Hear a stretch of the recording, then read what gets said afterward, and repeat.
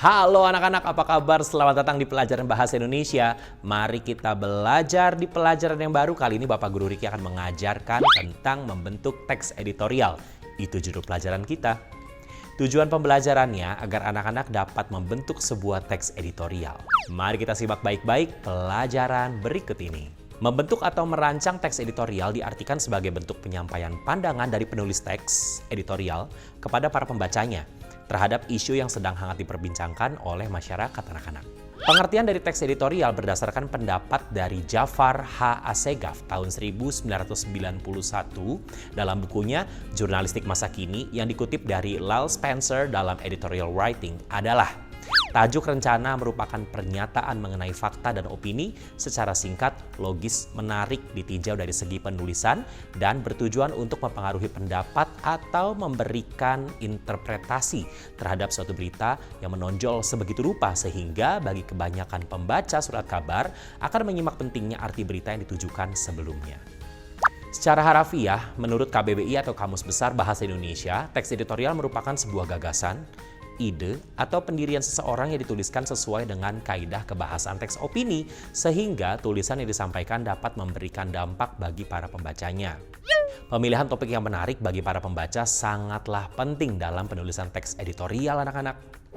Pemilihan topik yang menarik bagi para pembaca sangatlah penting karena topik yang sangat menarik selalu akan menjadi minat terbesar bagi para pembacanya dan kebanyakan para pembaca selalu ingin mengetahui topik-topik terbaru dan yang sedang hangat diperbincangkan oleh halayak. Dalam penulisan teks editorial, bagian pertama yang harus dilakukan adalah menentukan sebuah topik yang menarik tentunya. Seperti yang telah kita pelajari sebelumnya bahwa teks editorial dibuat dengan beberapa tujuan. Yang pertama, menjelaskan posisi media dalam isu aktual yang diangkat. Yang kedua, tujuannya untuk mengajak para pembaca untuk melihat jauh tentang permasalahan yang lebih besar serta lebih utuh. Tujuan yang ketiga adalah menggerakkan atau mempengaruhi para pembaca agar bisa bertindak serta lebih berkonsentrasi pada solusi dari permasalahannya dan bukan pada permasalahannya.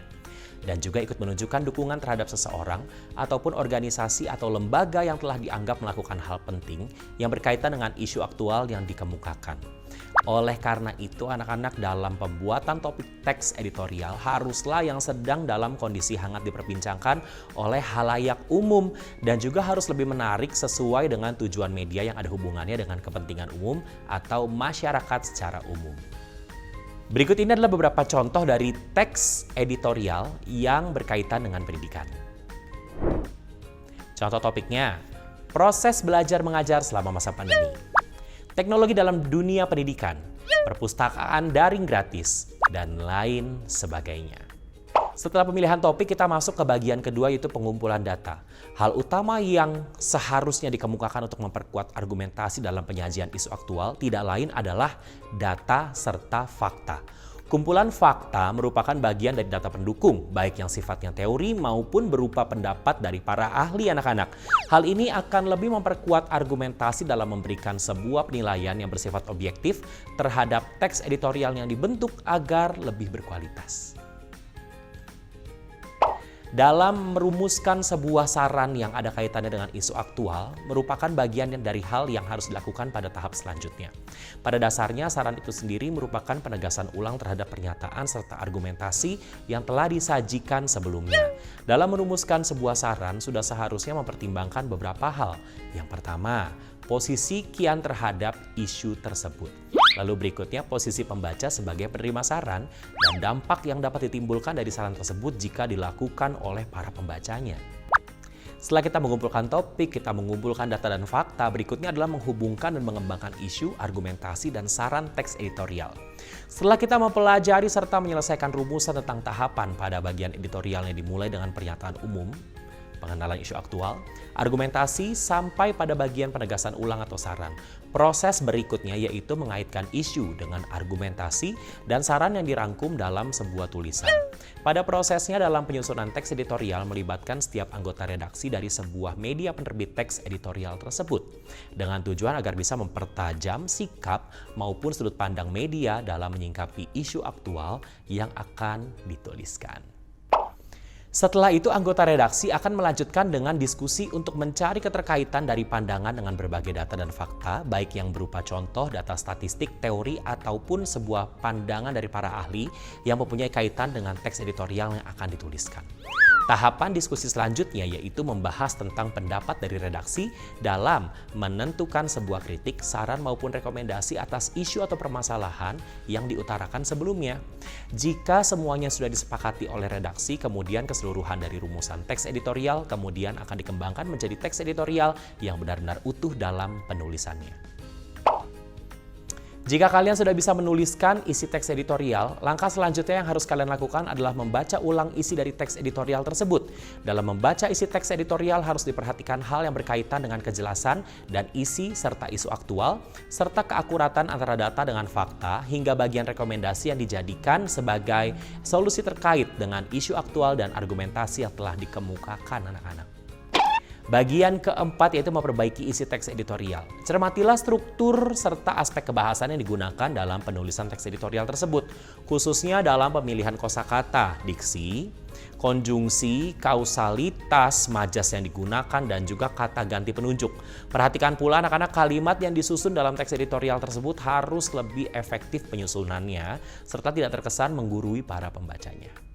Ada kaidah-kaidah kebahasan yang digunakan dalam teks editorial. Yang pertama, adverbial adalah kata keterangan yang tertera pada teks editorial. Misalnya, biasanya, sering, kadang-kadang, jarang, sebagian besar waktu, selalu, dan lain sebagainya ya.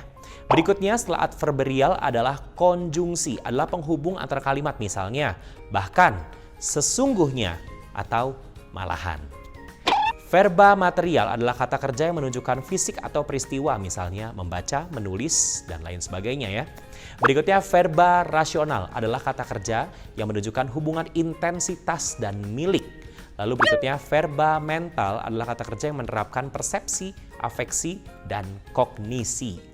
Ada beberapa aspek terkait dalam memeriksa teks editorial anak-anak. Yang pertama, perhatikan isu yang dituliskan dalam teks editorial tersebut. Apakah memang benar-benar aktual serta merupakan perbincangan hangat di masyarakat pada saat ini? Berikutnya yang kedua, perhatikan pula penyusunan dalam penulisan teks editorial tersebut. Apakah sudah sesuai dengan struktur yang dimulai dengan pernyataan umum atau pengenalan isu, berikutnya argumentasi sampai pada penegasan ulang dan saran atau rekomendasi ya. Lalu berikutnya yang ketiga, perhatikan pula bagaimana posisi dari media tersebut dalam penulisan teks editorial. Apakah bersifat sepaham, bertentangan, atau malah justru bersifat tidak memihak atau netral. Yang keempat, perhatikan pula argumentasi anak-anak yang disajikan dalam teks editorial tersebut. Apakah sudah sesuai dengan fakta yang mendukung? Lalu berikutnya, perhatikan kesesuaian dari solusi yang disajikan dengan isu serta argumentasi yang dikemukakan sebelumnya. Lalu anak-anak yang keenam, perhatikan juga mengenai saran dituliskan. Apakah kiranya setiap pembaca mampu melakukan saran yang diberikan oleh penulis dalam teks editorial tersebut? Lalu perhatikan juga dampak yang akan terjadi jika para pembaca melakukan hal yang dituliskan penulis pada bagian saran yang disarankan oleh penulis dalam teks editorial. Lalu perhatikan kalimat yang dituliskan apakah lebih terkesan seperti menggurui para pembacanya. Dan perhatikan juga setiap kalimat yang digunakan pada penulisan teks editorial tersebut, apakah sudah efektif dalam penggunaannya. Dan perhatikan kebersihan dari kebenaran aspek ejaan dan tanda baca yang digunakan dalam penulisan teks editorial tersebut. Jika teks editorial tersebut terverifikasi dengan baik melalui berbagai hal-hal yang tadi sudah disebutkan anak-anak, ini menandakan bahwa teks tersebut sudah bisa disajikan kepada para pembacanya. Sekarang mari kita simak baik-baik teks editorial berikut ini. Contoh teks editorial. Gerakan Pramuka, lanjutkan atau hentikan.